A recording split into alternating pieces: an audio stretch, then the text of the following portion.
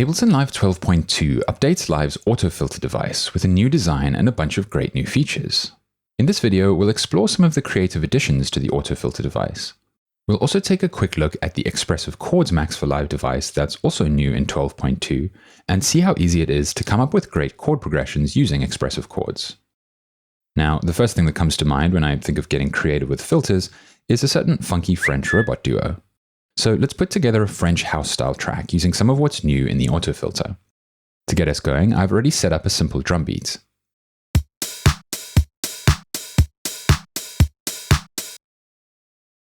Let's start with the chords. I'll load in a default instance of drift, so we just have some really basic saw waves.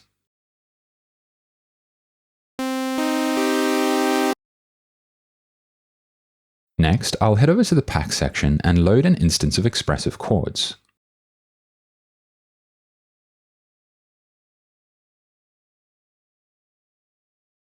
Expressive Chords takes single incoming notes and turns them into full chords. The default device comes loaded with a set of chords that you can preview by clicking the pads within the device, or by playing notes on your keyboard starting from C1.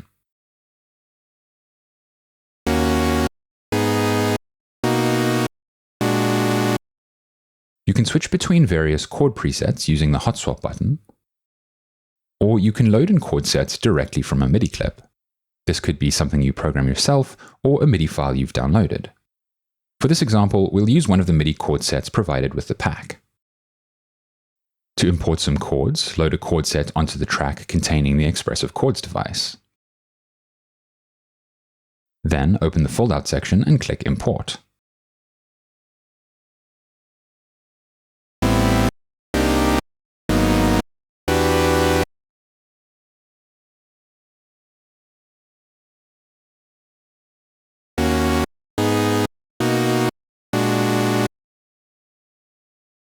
Expressive Chords has a handful of parameters for adjusting the playback and articulation of the chords, but for our purposes in this video, we'll leave everything at the default.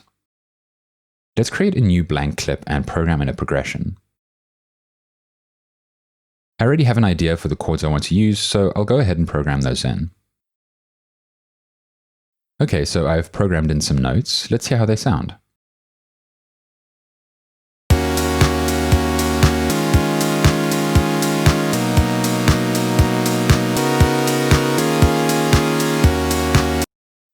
I'm happy with the chords, but let's make this synth sound a little more interesting. I'll load an AutoFilter onto the track.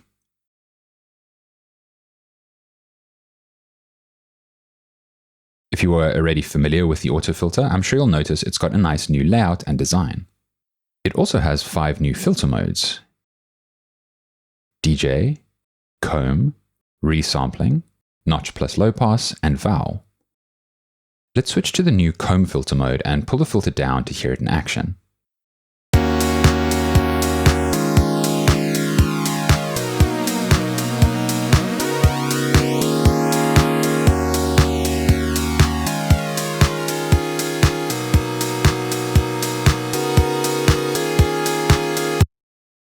You'll hear that as I move the filter, the multiple notches of the comb create a phasing effect. However, this loses most of its interest when I stop moving the filter. So let's apply some modulation to it with the LFO.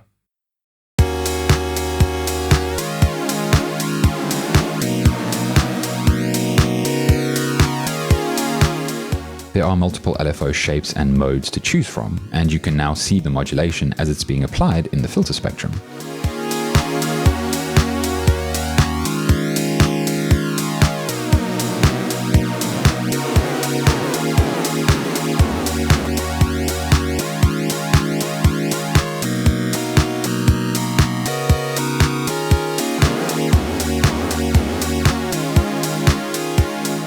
One other thing we can do here to make this sound even more interesting is add some stereo width by adjusting the phase of the LFO. This offsets the LFOs for the left and right channel, creating a wide modulated stereo sound.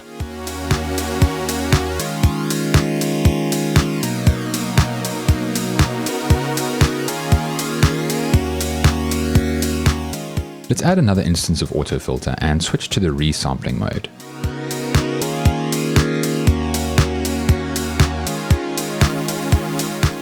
To give these chords a more authentic feel, I want to recreate the sound of an old-school sampler. The resampling filter functions somewhat like a bit crusher, so we can use this to add that lo-fi ringing characteristic of old-school samplers.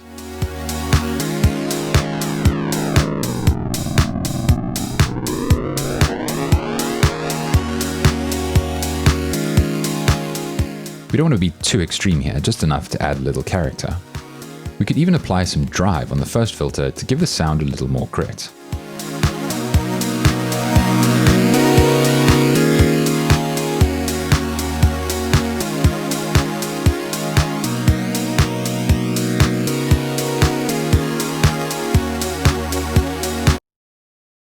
Let's create a funky bassline. Again, I'll load in a default instance of Drift.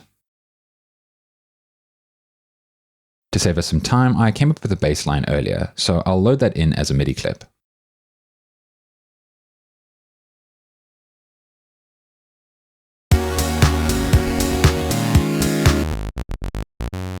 Let's again see how we can make this sound more interesting using AutoFilter. I'll load an instance of AutoFilter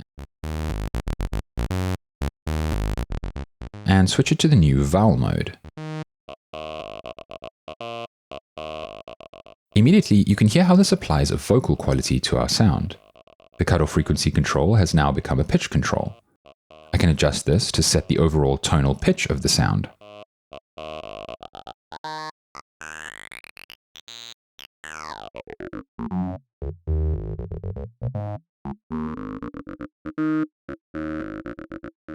I can adjust the format control to move between A, E, I, O, and U vowel sounds.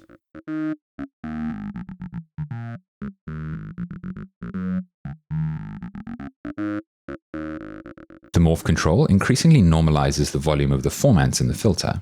I'll play with these two controls to get a sound I like.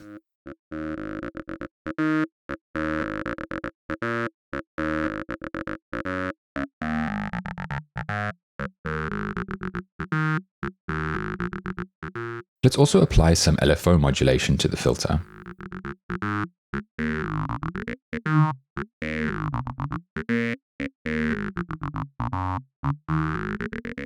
We can apply a little drive at the output, and enable clipping to apply soft clipping at the end of the chain.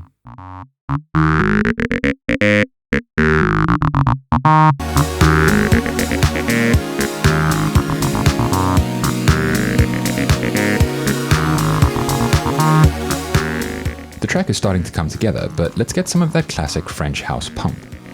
I'll put both of these sounds into a group.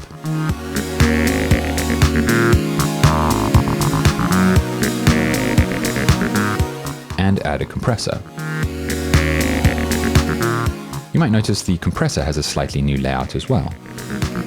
I'll open up the sidechain section, set it to an external source, and set the input to the bass drum for the main drum track.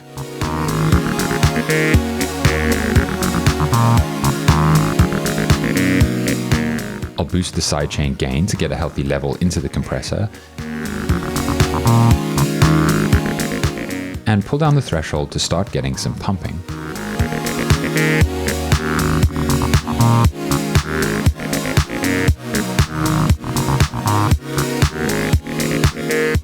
Let's round the track out with some guitar. I'll drag in a disco-style guitar loop,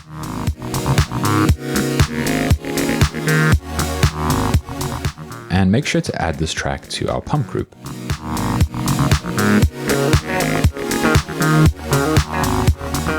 I'll load another AutoFilter on the guitar,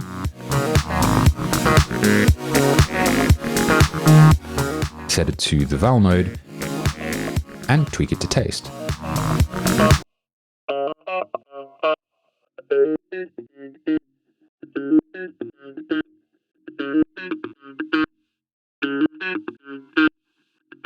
Let's use the envelope control to apply some filter modulation using the volume envelope of the incoming signal.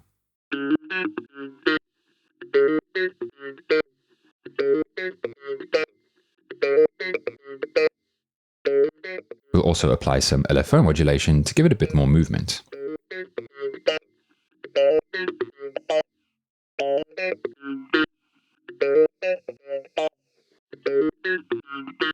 And switch the LFO into spin mode to create a slight spinning stereo effect.